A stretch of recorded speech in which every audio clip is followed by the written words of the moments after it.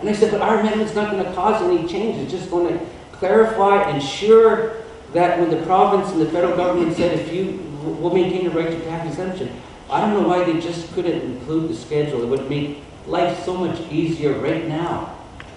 But anyways, the Senate said no. In the meantime, as we were trying to get to the Senate, we were meeting with the leaders of the Liberal, the opposition party, Minister, or not Minister, but Michael Ignatieff. Ignatieff says, well, Chief, it's unfortunate, but this has been an all-party agreement. The province wants this. The federal government sees that it's going to improve the economy. We got nothing. We got nothing to do. We got nothing to. It was all agreed to. And he says, you know, it's something that we can still, I think, work out. And again, reminded him that how is all this reconciliation supposed to happen when governments aren't taking the time to even acknowledge their own laws, their own processes of democracy in the country, when they can do things like this that is going to impact every single citizen in Ontario and not allow citizens to even have a voice in this, let alone First Nations people. So there's been a lot of issues around this HST, but let me speed it up a little bit.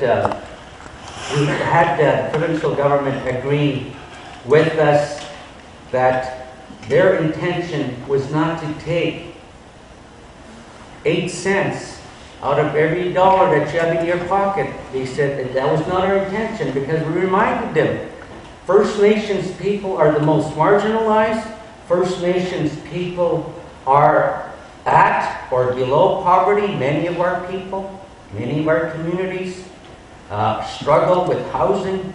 May not be so much around here that you see, but we still have the same issues here. When you go to remote Northern Ontario, you'll see the infrastructure that lacks up there. So they really need as much help.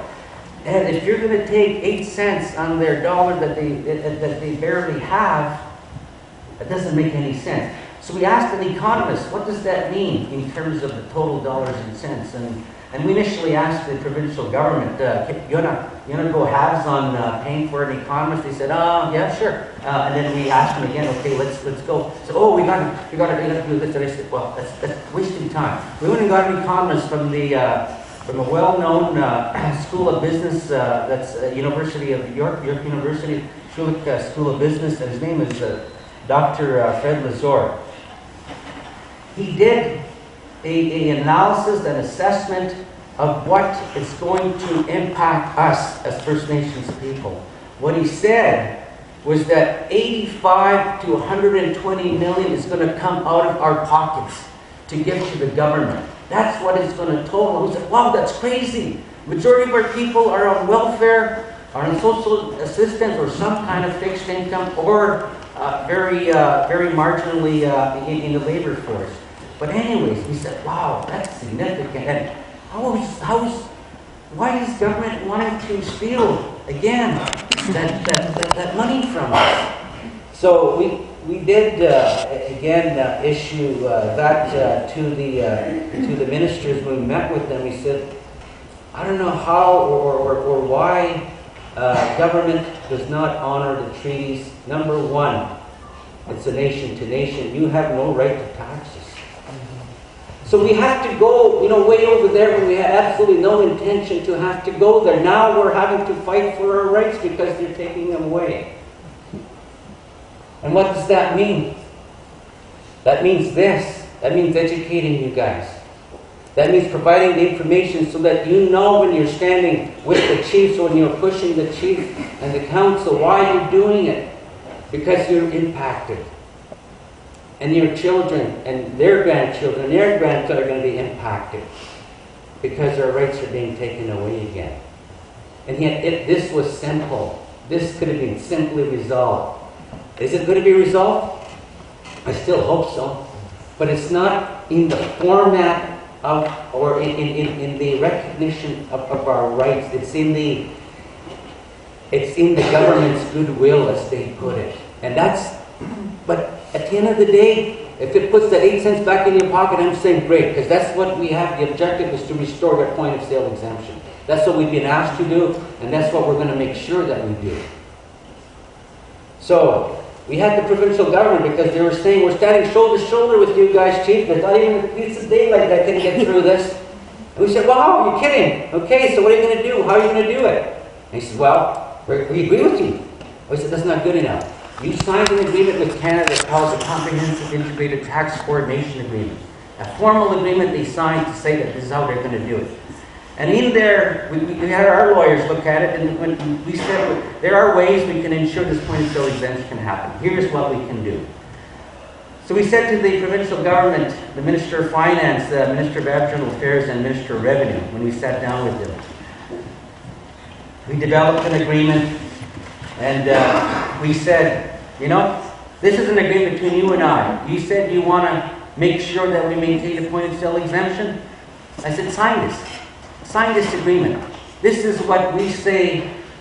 There's no daylight through us that we're standing shoulder to shoulder. Sign it. We had a little bit of adjustments. They had their words, but there wasn't much adjustment. They actually signed pretty much the agreement that we put in front of them. And it's to again, where you want the point of sale exemption come July 1st. And that's essentially where we're at. The province signed off this agreement, the two ministers and myself. And then we said, okay, and then a week or so goes by, and I called the minister again, and I says, did you provide that notice to the federal government to say that you're standing shoulder to shoulder with us and that we want to make sure the point of sale exemption is going to be there July 1st? Did you sign that letter to the finance minister of Canada?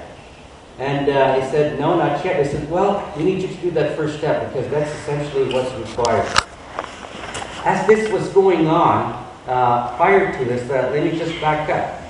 We had met with the premier of this province, and he agreed with us that we'll restore the point of sale exemption. We said, well, write a letter to the Prime Minister telling him that. He wrote a letter to the Prime Minister, and the Prime Minister wrote back to him and said, yes, if you want to do it, go ahead and do it. Ontario, you've got it within your means. Which is why, again, we had this memorandum of agreement, so that the province could essentially say that to the federal government, this is what we're going to do, this is how